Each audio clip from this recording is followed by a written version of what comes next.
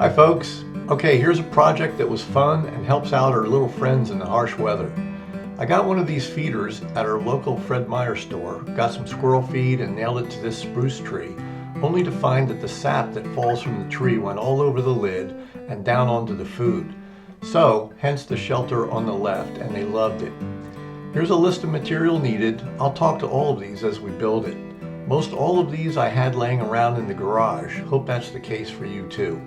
So here's what we're going to build. It has to be tall enough to raise the lid on the feeder to fill her up. Okay, let's get started. So I brought the feeder in off the tree and just happened to have a 2x4 piece of fiberboard, which was smooth on one side, and this will be the foundation for the wood slats, giving this some weight in any high winds and more weatherproofing. I'm not going to dimension anything here. Measurements will vary depending on how much material you have on hand. But for ballpark measurements, the back is 2 feet high and the sides are 1 by 2 feet.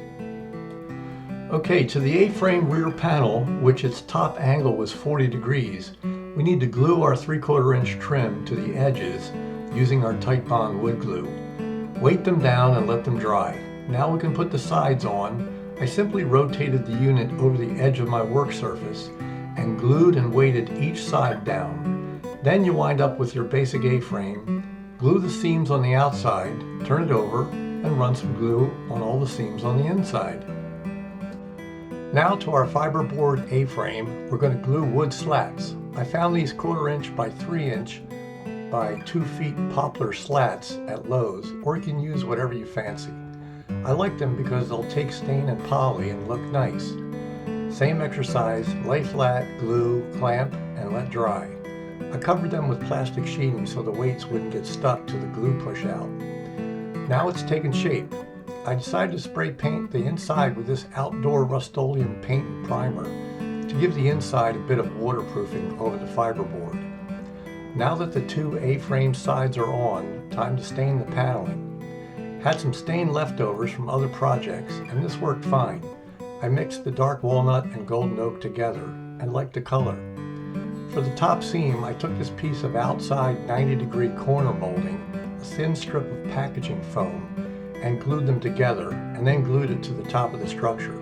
You'll have to get creative when turning this upside down when setting the glue to dry.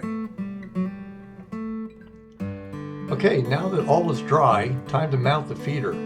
Since our rear panel is only a thin piece of fiberboard, and we'll be placing this above ground a bit, I readied a pressure-treated 2x4 board, cut the end to match the peak of the structure, covered the in-ground portion of the board with visqueen, and attached it to the house with a couple screws.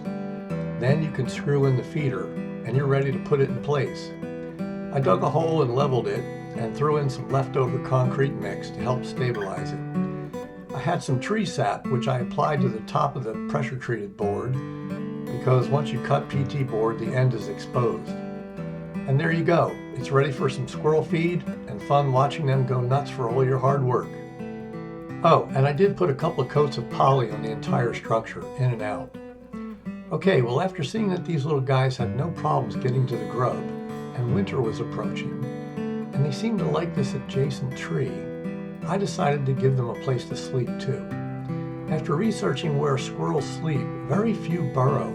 They sleep in open-topped drays, which is nothing more than a large bird's nest.